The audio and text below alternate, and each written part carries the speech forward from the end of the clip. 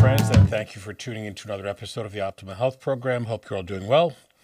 As you know, we're going to chat about a variety of things, take your calls, one of the most enjoyable parts of the show, where we chat with you and go back and forth. Frankie is ready at the helm, making sure all things electrical are functioning to the greatest capacity. Oh, you know it, Doc. He is the Nikola Tesla of today's producer age. Oh, I'm honored. I was reading something, a quote from Einstein that said, "What's it like being the most intelligent, the smartest person in the world?" He goes, "I don't know, ask Tesla." Yeah, must have been pretty intense, that guy. Would have liked to know what he was working on. Yeah, I'd like to know all the little secrets in that apartment. Yeah, for sure. Okay, some great articles. There's one that we'll talk about right off the bat that describes that poor sleep patterns are linked to 172 different diseases. Fascinating, including dementia, Parkinson's, diabetes. You know, we all say that you've got to get a good night's sleep, but what does it really mean? You need to get good, deep REM, rapid eye movement sleep, where you're really getting down into the depths of sleep, as opposed to sort of hovering superficially and not getting that restorative sleep. In doing that, and everyone sort of understands that while you sleep, your body's repairing itself, you're releasing certain hormones, neurotransmitters, to maintain the sleep, but to also repair your body. IGF-1, the active component of growth hormone, is released at night when you go to bed. And that's great for your hair, your skin, your nails, your metabolism, your memory, your focus, your concentration, your mood, muscle response to exercise, sexual drive and function. So there are lots of things that happen while you go to sleep that are meant to be good for your body. Your female hormones as well, testosterone. All of these things are important so that when you wake up in the morning, you're already ready to go. That's historically how the body was created, and that's how the body works. You get up in the morning, you start your day, and you go out and do whatever you do. You're meant to have great vitamin, mineral, and hormone levels, and that's what we try to achieve. Out of those 172 different diseases, 92 of them had over 20% of their risk correlated with poor sleep. So, very interesting. The journal Health Data Science published this information, and 88,000 adults in the UK Biobank database were used to measure their sleep traits and disorder diagnosis after 7 years of follow-up. This is not a study with 5 people or 20 or 100 people or a year or two. This is 88,000 adults and over 7 years. Wow. Of the risk, 42 diseases were at least doubled, including age-related physical disability, fibrosis, cirrhosis of the liver. That's interesting. Curious as to where the correlation is there, where you're not sleeping well and your liver may not be working well or cleansing itself. I don't know if people are drinking too much or using medications, but dementia was prominent. Hypertension, very significant. Arrhythmias, Parkinson's disease, type 2 diabetes, kidney decline and failure.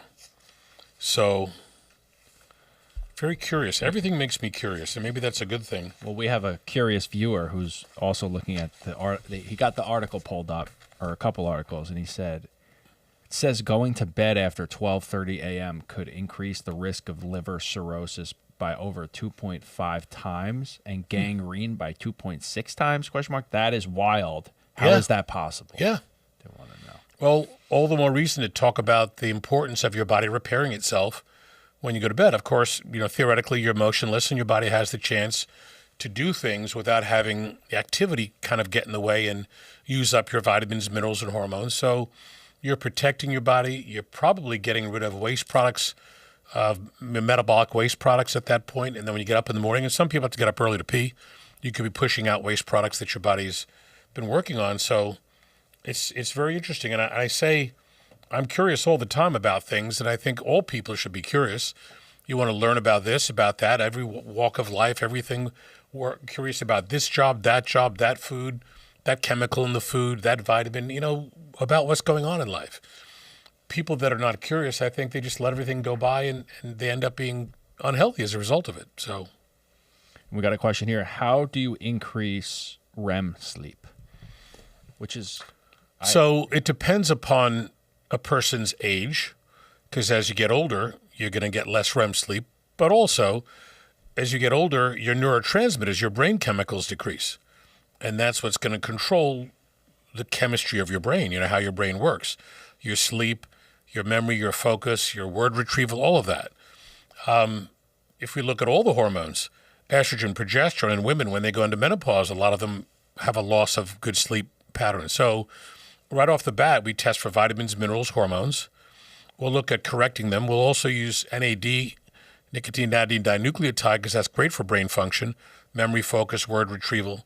IGF-1 is an important component for sleep. And the thing that we see all the time is that people have low IGF-1.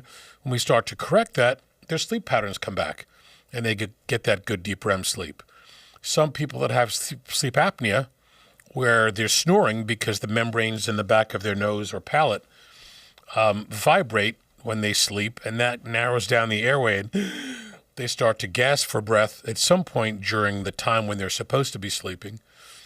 You need to correct the apnea, and in doing so, whether people wear a mask or the nasal pillows, which I think work better, and you're allowing that air to come into your nose without the snoring and the vibration and the closing off of the airways, that person will get good deep REM sleep. So it depends upon the specific cause of loss of sleep, whether it's vitamin, mineral, hormone, structural with sleep apnea. So we have to look at all those things. And some people, it's a combination of those. Chat's learning. And there are medications that some people use for sleep. I'm not a big fan of sleep meds because sometimes they're addicting. Other people might use muscle relaxants. Other people might use anti-anxiety medications for sleep. And they may have their place. It's just I'd rather do things as naturally as possible and not risk having side effects to meds or meds that a person could get addicted to. This is a good question. No. Hey, Doc, knowing this, should doctors start prescribing regular sleep schedules like we prescribe diet or exercise or drugs? Love it. Absolutely. I talk to patients about this all the time. And when we talk about what they present for, I have back pain, I have this, I have allergies, I have this or that disorder. Of course, we'll say, well, what are you having for breakfast, lunch, dinner, snacks? What are you eating? What exercise are you doing? We run through the gamut of questions. How are you sleeping? What time do you go to bed? Do you get good deep sleep? Do you wake up after a couple of hours? And a lot of people have, dysfunctional sleep or insomnia. Some people have to get up at night to go to the bathroom to urinate in the middle of the night, and then they just can't get back to sleep. For those people, some of them, because they're holding on to more fat in their body, they need to lose the weight, get rid of the water, and they won't need to get up to go to the bathroom.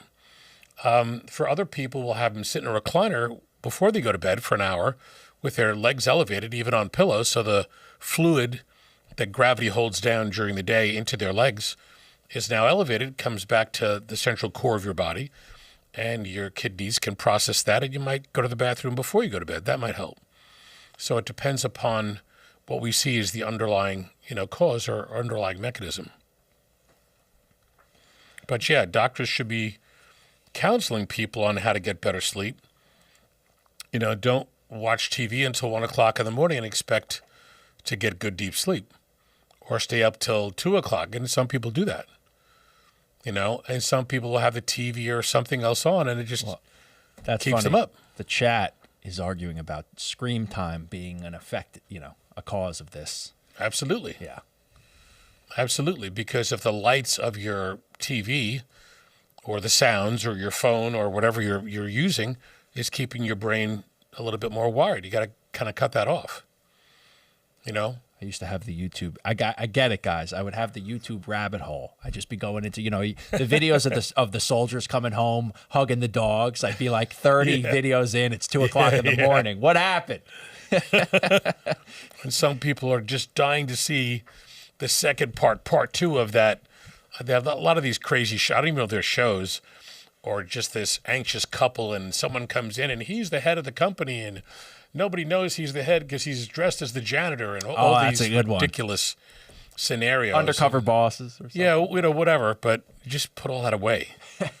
If you need to take a little something, take a Benadryl. Benadryl's an antihistamine, but it decreases allergy symptoms, and for some people, it just allows them to sleep better. Just very basic things. Calcium can be beneficial, melatonin. Different companies make combined nutrients, melatonin, theanine, valerian, passiflora. There are different things that you could try, and every good store, Whole Foods certainly, will have a wall of vitamins, and there's a whole section for sleep. So you might be better off trying those things first as opposed to going to a medication. Some people exercise, and they get tired from the exercise, they sleep better. Tuesday night, I sleep like a baby. I've slept that way for 20 years on Tuesday night because I have a vigorous karate class on Tuesday night, and we work out like crazy people, and you're exhausted from the workout. So by the time I drive home, I'm ready to go. Quick shower, go right to sleep. I sleep like a baby. I love it. Swiping through. We got a lively chat today, Doc. Excellent. Got talkers. Hey, Doc, what exactly is melatonin? Is it a hormone our body makes, or is it Our just body makes melatonin, vitamin? typically from pineal gland. But as we get older, we lose the ability to make all sorts of things. So to take a little bit of melatonin can help people sleep. So it's relatively simple, straightforward. There are no side effects from it. There's also research on melatonin decreasing cancer risk. I remember seeing that a couple of years ago. I don't remember if the study if it was for breast cancer or prostate or colon, but we'll take a look at that. But melatonin can help decrease cancer risk. We got someone whose husband works night shifts, and she's just wondering if you have any suggestions to keep his. Well, if that's circadian flipped, rhythm. then when he gets home, he's got to put everything aside and just get good deep sleep. He's got to catch up on that. Doing night work, and it could be any business. I remember being on call and having to stay up all night doing IVs, drawing blood, attending to patients in my internship and residency, which was a little bit of a nightmare. When we did that in the internship, you could be on call every other night. So one night you'd get good sleep, the other night you wouldn't. And it was horrible. And it wasn't really good, I think, and safe in the hospital scenario because doctors can tend to make more mistakes when they're not getting enough sleep.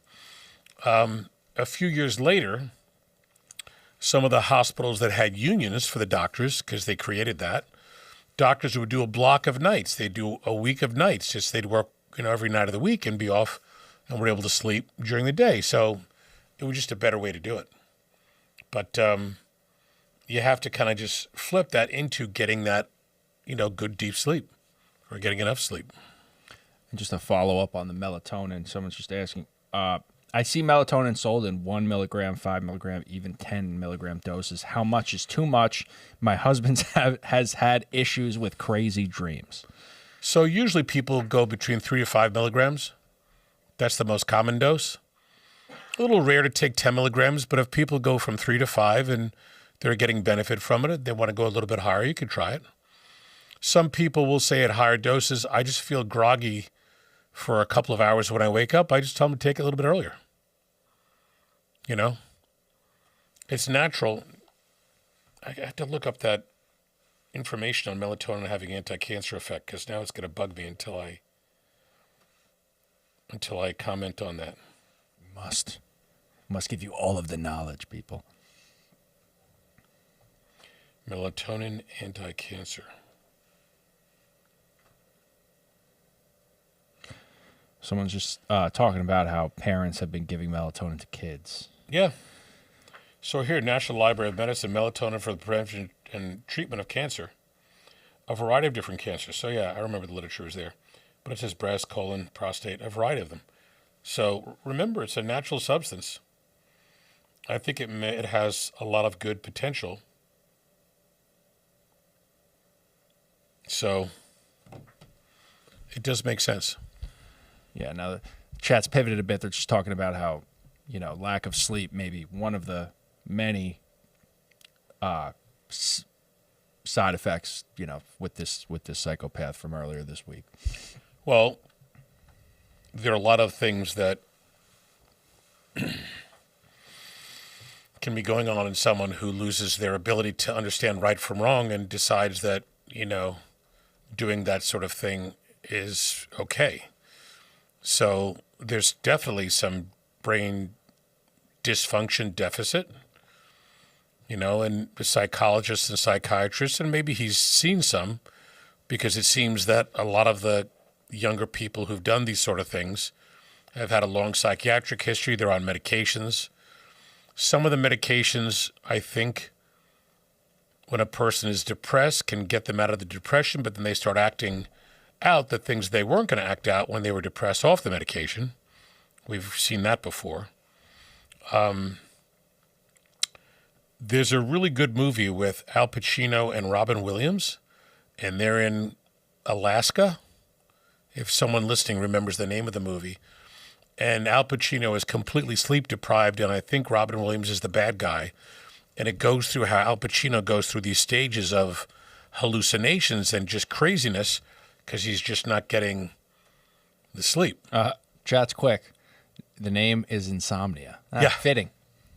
Insomnia? Insomnia. Yeah, good movie. Or Well, maybe two great that. Maybe actors. wait. Let me double. Two check. great actors. God bless Robin Williams. Yeah. Right. It's just a shame. But, yeah, so there are multiple things, I think, that go wrong in the brain that allow your ability to perceive and understand reality is distorted so much that, you don't have an understanding of what you're doing. And then there are people that are just they understand it and they just want to do it because they don't care about anything. There are people that are full-blown psychopaths. Again, I don't know about the circumstance, but... Yeah. Someone's just wondering, why does it seem like so many more kids are struggling with mental health today compared to when we grew up? That's a good question. I think there are a lot of reasons for that.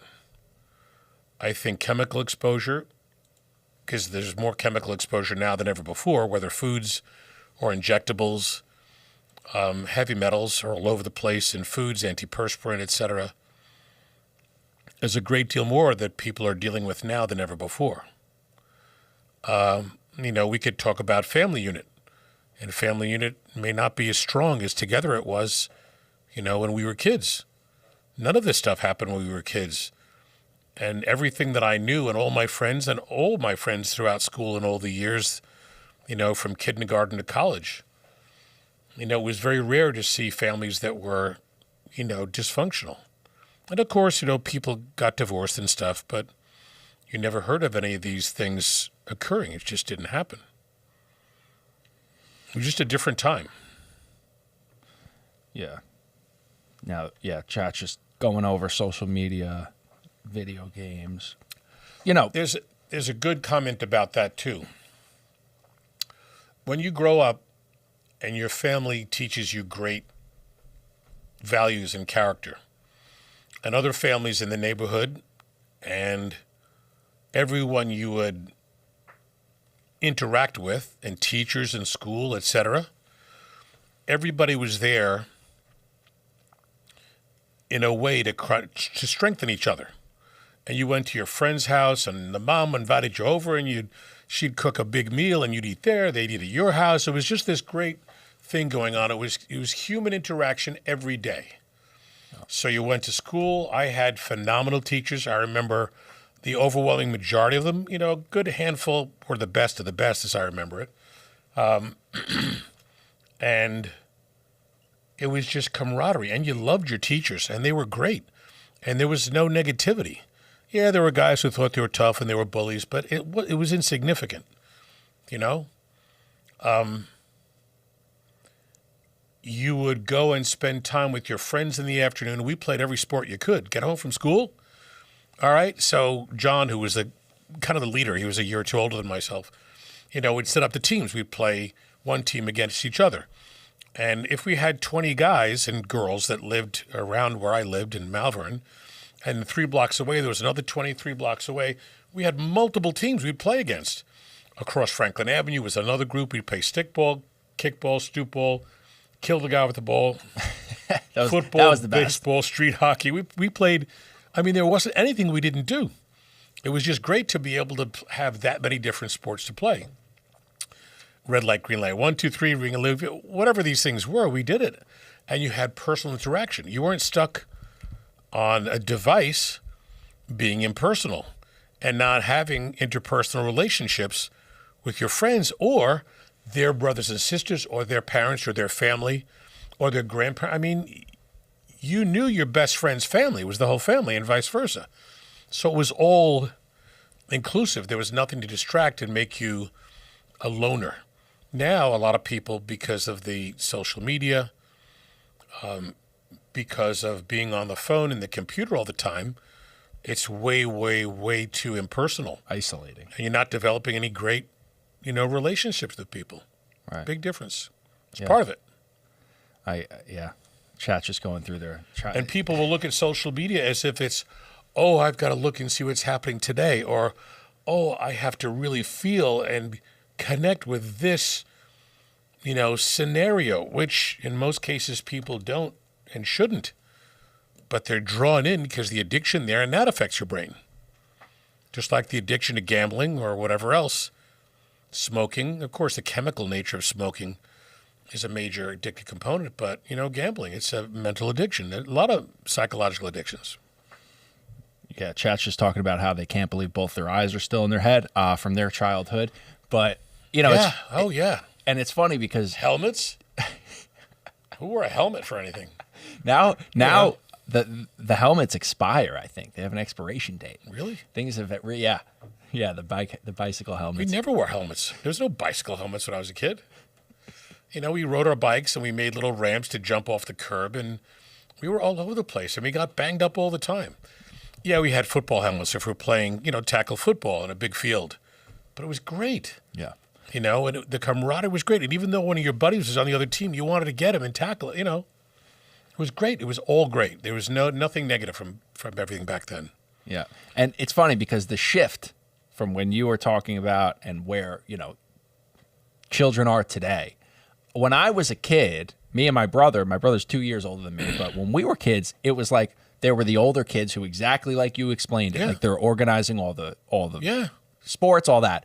Those kids were older than me and my brother. So once they went to college and everything, the newer kids that were coming up, the younger kids, me and my brother, let's do box ball, all the different games you Yeah. play. And then you started to notice the younger kids were just kind of hanging out in their houses playing video games. And Yeah. just they were very, the antisocial. When the video game thing started, that's when it just completely took, a left turn. Yeah. We used to play street hockey, and where we lived, people were not crazy wealthy, and nobody ever knew or cared. We just did what we did. So my friend's father was a fisherman in Sicily, and he had all these fishing nets that they used to throw off the boats, but he brought them here. He had a spectacular garden, gigantic tomatoes, every kind of vegetable you could imagine. But we would take 2x4s and we made a hockey goal. We used the fishing nets as the net for the goal because that's what we had, and we had gloves and we bought sticks, but that was about it. And Alex, who was our goalie, we used foam rubber pads that we attached cardboard to and wrapped around with duct tape. It was probably the dumbest looking thing you've ever seen, but that's what we had and that's what we used. And no one ever said anything otherwise. We didn't have money to buy expensive equipment, but it was great, and I'm sure generations before that, had less. I still have my dad's baseball glove from when he used to play. It's one of those gloves that looks like your hand with just the leather strings through it, Yeah. kind of all beat up. And yeah, look, yeah, you use what you had, which is a great thing. That's incredible. Chat's loving it. Deciphering through, just everyone's chatting. They love it. No, not so many questions, but they're liking the conversation. We got one. Why isn't depressant medications illegal for kids? They should be. We have Because they make a great deal of money. Yeah. We can go into conversations on and on about things that cause bad side effects. And there's a real issue brewing now between the CDC and between RFK Jr. Everybody knows what it is. How can you tell me there's no connection? 1 in 10,000 or 20,000 down to 1 in 31? It's just, people have to kind of wake up.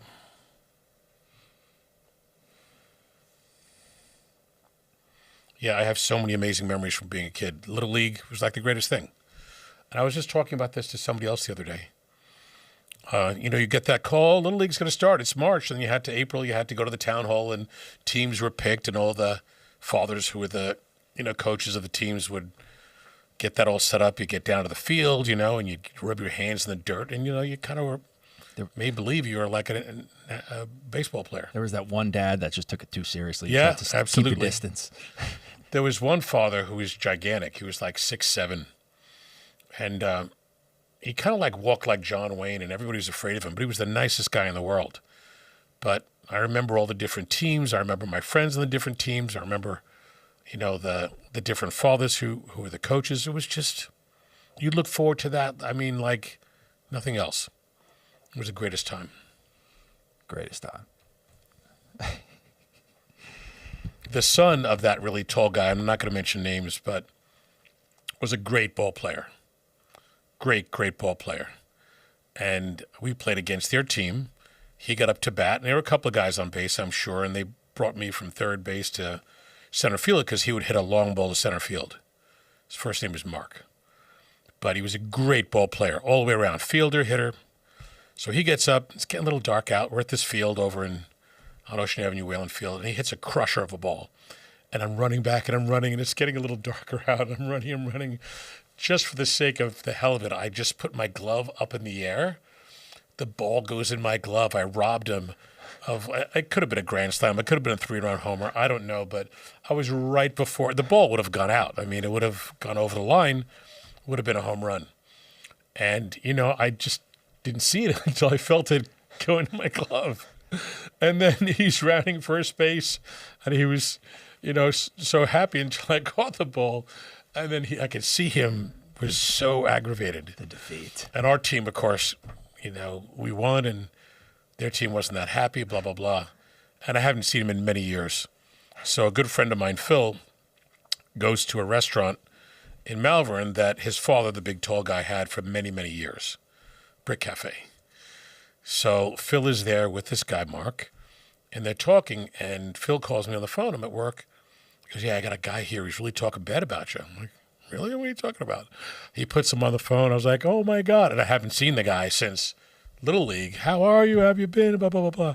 So I got to get over there one of these days just to see him and relive that story.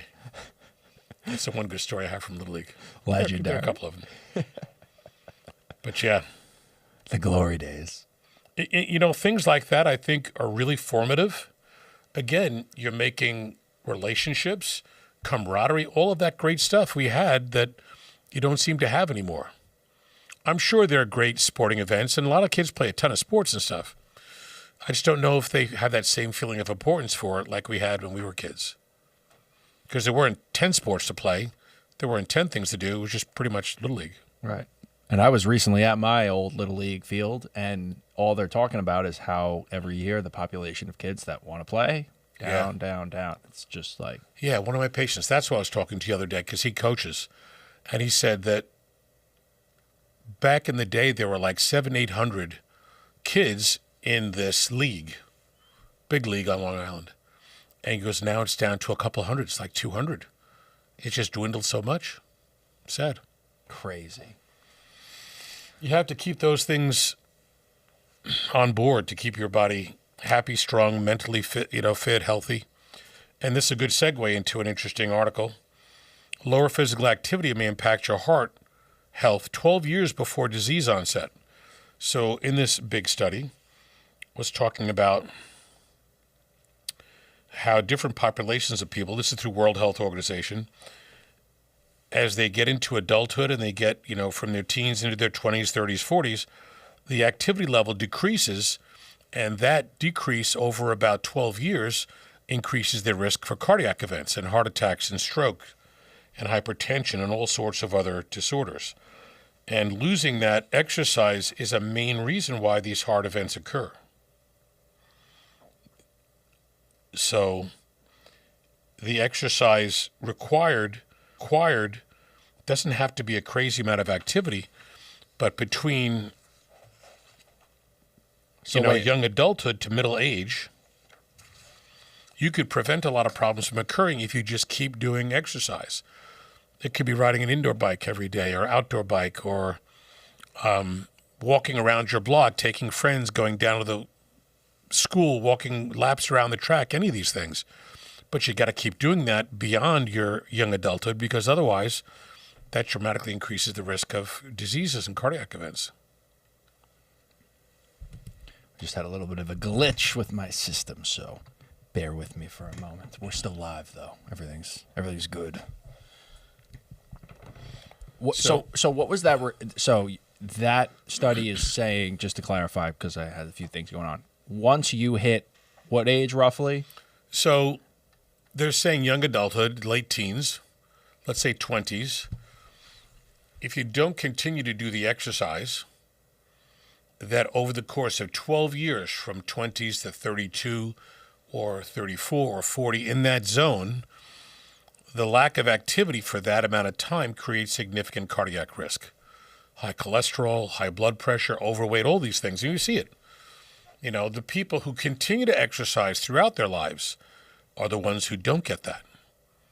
Wow. You know, when we were talking about, there's a few other studies about people doing exercise on the weekend, even if they're a weekend warrior. They do something. It's better than doing nothing.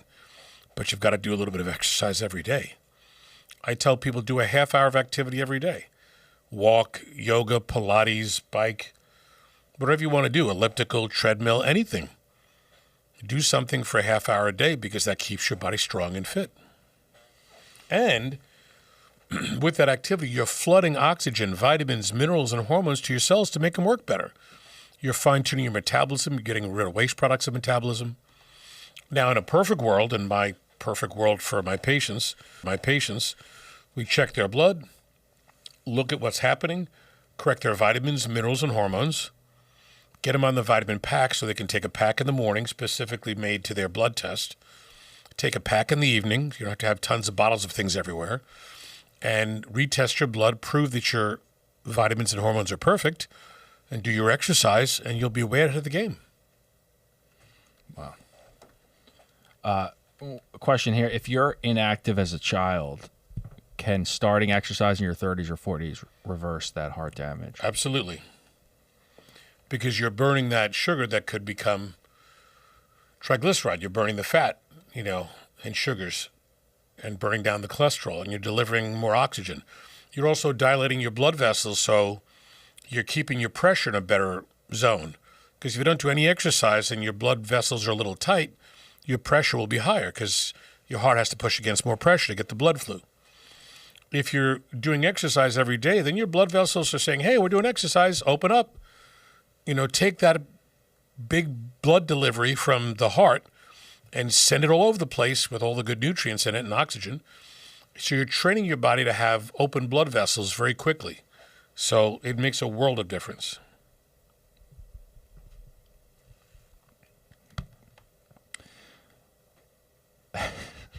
People just saying after high school they needed their PE teacher to follow them. Yeah, some people need that push. That's why there's so many places to go to. There are lots of different gyms, ones that are affordable, ones that are more expensive. There are groups of people that get together that do activities. So you can get a personal trainer, and there are a lot of ways to do it so that you can get your body back into shape, because you're the only person who can control that. Learn about your body. That's why we do the big blood test. Correct everything, get the exercise on board, your body will do better and better and better. And you're preventing disease. There are a lot of studies that talk about taking vitamins, and vitamin intake decrease the risk of a variety of cancers. That's been published for a long time. So imagine if you have perfect vitamin levels, perfect hormone levels, exercise, you'd be healthy as an ox. Chat's wondering, are we seeing more heart problems in young adults now because kids don't play outside like they used to? Yeah, because they're not fit. You know, kids today are more overweight than ever before. And the foods. And they're not fit. When I was a kid, there were very few kids that were just, unhealthy or overweight. Very few. Now you see most of them are not in that good range. Also, you could look up literature as to why so many kids now are having cardiac issues, and it's because of an intervention that was started a few years ago. So there's myocarditis, there's all sorts of weird things happening, autoimmune phenomenon. So look up the research, you can find it. Yeah, we have inflammatory disorders, a lot going on. Cardiologists are coming out to talk about it. Pediatricians are coming out to talk about it. As the chat's saying, well, yeah, now that we're allowed to talk about it. Yeah. You know, I'm wondering and waiting for the day that we can really truly say what's on our minds once we see more and more of this literature come out. Because the literature's there. All you have to do is look for it. Slicing and dicing over here. Apropos to keeping yourself healthy, we have a lot of our Medicare patients are loving this mechanism that we've come across and we're doing remote patient monitoring, remote monitoring of your blood pressure.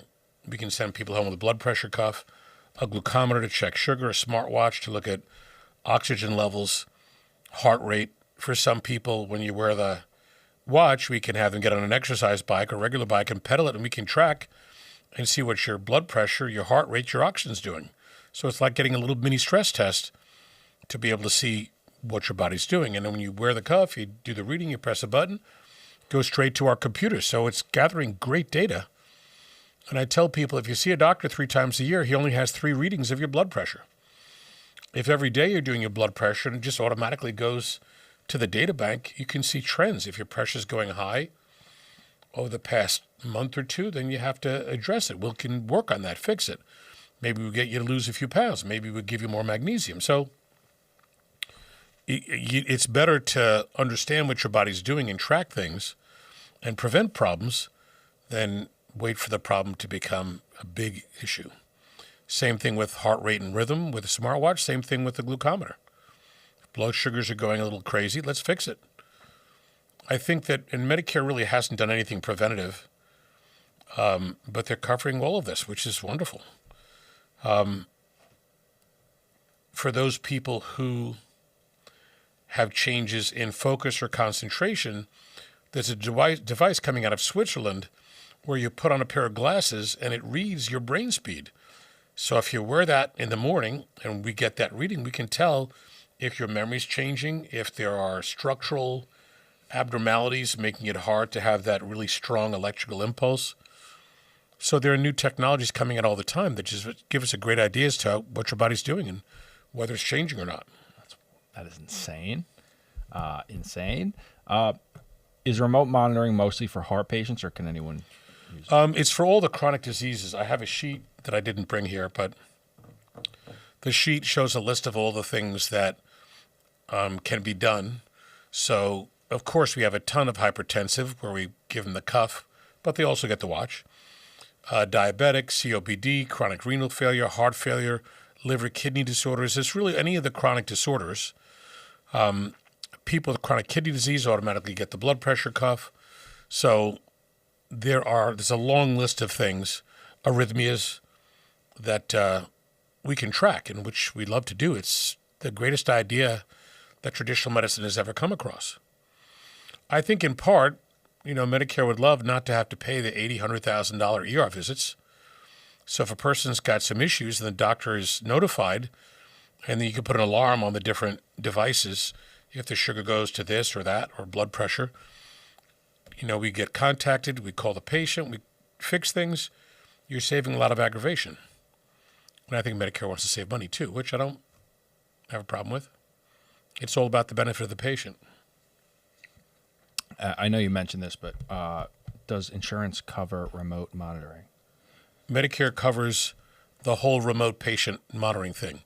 There's also RTM, remote therapeutic monitoring, where for other conditions, we can track to see if a patient is doing well with physical therapy, if they're taking meds for pain, and we can track a variety of other things as well. It's an evolving mechanism, so they're adding new diagnoses and new devices almost month to month. So as we've been following this and we're doing it all, we are always told about new conditions that we could add in. And then when I talk to patients, I say, hey, your condition certainly is covered for the telehealth consult calls that we do, telehealth visits, and also sending a lab to a person's home to get the blood done, and these devices. soon there'll be a bracelet that you could wear that will check all of these components, your pulse, your oxygen, your temperature, all of these things. So every company now is racing to be the new company with the new device. And they're all very simple. So they're all FDA approved. It's easy to get that set up because these are similar to what other devices have been approved for. It's just nice new technology. Got one here. What kind of patients? Oh, so what kind of devices are you using with the patient? Smartwatch, patches? Right now it's a blood pressure cuff, but not a regular blood pressure cuff. This is one that's electric, obviously, and you put it on and it reads your blood pressure. It records it in the device. And when you press the button, it sends it directly to our computer. So it's not one where you just do your pressure and get a reading. It automatically sends it. Same thing with a smartwatch. It automatically sends us those readings. In the smartwatch, you can create an exercise program. You can do so many different things. And the glucometer, again, is checking your sugars and sending that to us. So we get a look at your vitals and can track that. Genius idea. Genius. But again, there are new things coming up all the time. There's a device that you could just wear like a little Band-Aid on your chest to read your heart. So if you have that on, we could read your heartbeat. And if you walk in the morning, we could see what your heart's doing. If you ride a bike, if you run, we could see. It's just terrific. It's the new age, guys. Yeah. Someone wants to know, how do I make this happen? Do I just go to your website? You can just call the office. That's easier. Or email us through the website. The office is 516-794-0404. And the website is drcalapai.com. You can see them both on the screen. Click that website, guys. Go ahead. Go check that website out. That's my 2 cents. It's a beautiful website. Thank you very much. That was my Trump. We have one of our patients that emailed us about memory loss this week and set up an appointment. So we'll be speaking with them probably on Tuesday. They're going to come in. But when we talk about memory loss, it's a result of a variety of things. It could be low vitamins, low hormone levels, low IGF-1, as we've described, heavy metal exposure, damaging how the brain cells work, a decrease in neurotransmitters. So correcting vitamins, minerals, hormones, we may use NAD because NAD is great for brain function because it's the thing that converts oxygen into 36 molecules of ATP.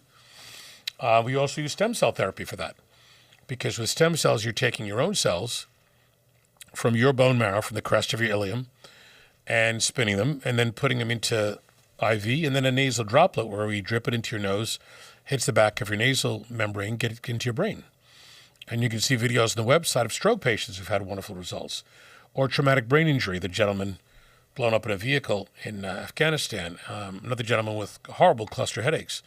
Dramatic improvement. So there are many things that we can do. It just depends upon what we see as underlying contributors to your brain changes and your memory loss. Of course, we do MRIs of the brain because we want to be able to see how the tissue is changing. Is there vascular insufficiency or loss of blood flow? There's a brain scan that we could do where you wear a funny-looking cap connected to some wires. You look a little bit like the alien creature from the Alien Predator movie, I think. So it reads, and through a computer, you press a little button to see how the speed of your brain to your thumb can respond to questions on the screen, how quickly you respond, yes and no, and et cetera. So it's a great way to look at your functioning capacity of your brain. And then we could understand what's going on based on that. Chad says, I don't want you reading my mind, Doc. I know what you're up to. The Vulcan mind meld. Someone else said, you make me want stem cells very badly, even though I have no reason to get it. Maybe I'll convince my husband. STEM are great. And, you know, we talk about all the different disorders that we see that people will do them for. And probably 20% of people do it, even though they have no obvious medical, condition like diabetes or stroke or Parkinson's or MS, et cetera, because they just want to have their cells and organs functioning at a younger level, at a better level. And I always tell the story about a lovely lady who lived 102. She did STEM probably once or twice a year over the course of the 15 or so years. She was healthy, strong, unbelievable, playing golf into her 90s. Her brain was completely great, and she lived to 102. Great personality. She would wear Chanel outfits into the office. I mean, she dressed like she walked right out of the greatest fashion magazine. But every time she would come in, all the patients and staff would be like, oh, wow, Got a glow to her. Yeah, yeah. So someone said, I'm telling you, I'm bringing my grandma to you soon. I think she needs it. We specialize in grandpas and grandmas because usually at that point they have a variety of different things that have occurred in their body that are allowing them to lose ability and function. So it's just common sense to me to look at all these things, get them on great nutrients, fix hormone decline, try to get them to do some exercise safely and carefully in the house, etc. And, of course, doing the stem is going to create brand new cells wherever the damage is. So, and specifically the nunnas and the no-nos. I know those shoulders. You guys, you're rolling out the dough. That's right. Years and years of the planting. They have every Italian grandmother I've ever known has got fat hands because of all the cooking and all the stuff they did around the house. I mean, every Italian grandfather, same thing, fat hands, because they had a garden. They worked the garden, and many of them worked in jobs that were, Blue collar, hardcore labor jobs. My friend's dad, does stonework, is stonemason, contracting. Plumbers. These guys did a lot of physical activity. So absolutely, and that's why I tell them there's a unique physical therapy that I recommend for all of them. And they say, "Why? What should I do?" I said, "Well, it's Italian physical therapy." And they look at me and I said, "Okay, you take the pot, put some water in it. You dance over to the stove, put it on the stove, turn on the flame. You get ready, you dance, put some music on, put the pasta in, don't break it. Put the pasta in, you make your tomato sauce, and you cook, and that's Italian physical therapy." And don't you dare break that pasta. No. Don't you dare. That's forbidden. There was nothing more emasculating than seeing my grandfather's mitts, and you got your little, I'm like a child with my little hands, and you're looking at these Oh, yeah. mitts. Yeah, yeah. Big hands. I love a lot of these people that are on Instagram. And there's one, it's a Sicilian, Visit Sicily, something along those lines, Visit Sicily. And the guy shows you how the whole family, like 30 people, are taking the tomatoes and making tomato sauce. So there's bushels and bushels, hundreds of tomatoes they have a whole process. The whole family does this and that. And just like a religious thing that they're all making the tomatoes at that certain time. It's probably this time of the year, in August. Or some of the food they make and the cooking, and it's just, it's overwhelming. All set amongst the gorgeous backdrop of 1,000-year-old, countryside or buildings and structures. It's too much. All right. I'm hopping on a plane now, Doc. Yeah. You do this every time to me.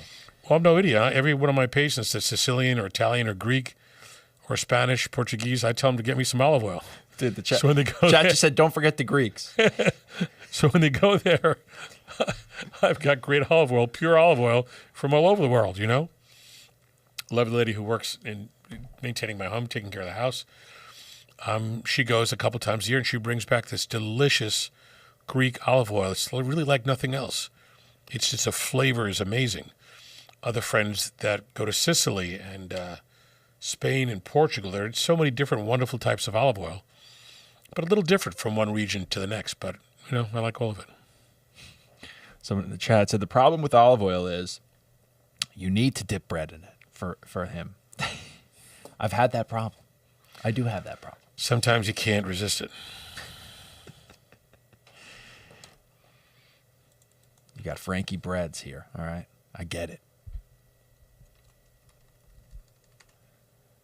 What else we got? Someone's talking about Turkish olive oil. I've never heard of. Yeah, I think Turkish Africa makes olive oil, Turkey, everywhere. There's a great restaurant in the city called Fig and Olive, and I think they're in 61st Street and 3rd, around there. I've heard of that. Then another one down in Meatpacking. It's a great restaurant. So they have lots of appetizers. You can just go get appetizers. And when you first walk into the place, up on the 2 walls are olive oil from all over the world. So I remember buying 1 bottle of each type of olive oil because I just wanted to see the difference. So Hoji Blanco was from Spain. Picual, Picual, was from Portugal. Amazing, but these are amazing olive oils. Not inexpensive like you might find in a supermarket, but great stuff. I forget the name of the Greek olive oil. There was Sicilian olive oil, Barres olive oil, Turkish, Spanish. Well, from every, European country. You're being called the sommelier of olive oil in the chat. I was never good at that word. Sommelier. Sommelier. It's good. I have a tablespoon every day. Either first thing in the morning or at night before I go to bed. It makes a lot of sense. Kills bacteria. Keeps everything flowing, too. Don't have too much, though. Yeah. What else we got? Guys, you've been a great chat today, I will say. Yeah, good show. Talking about a lot of good stuff. I believe last Friday was a little quiet.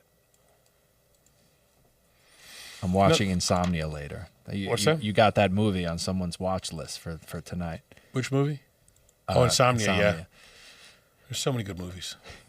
Not Old enough movies. time. I like the old movies. Anything now. Don't get me started. Everything sucks. Comedies aren't funny. Yeah.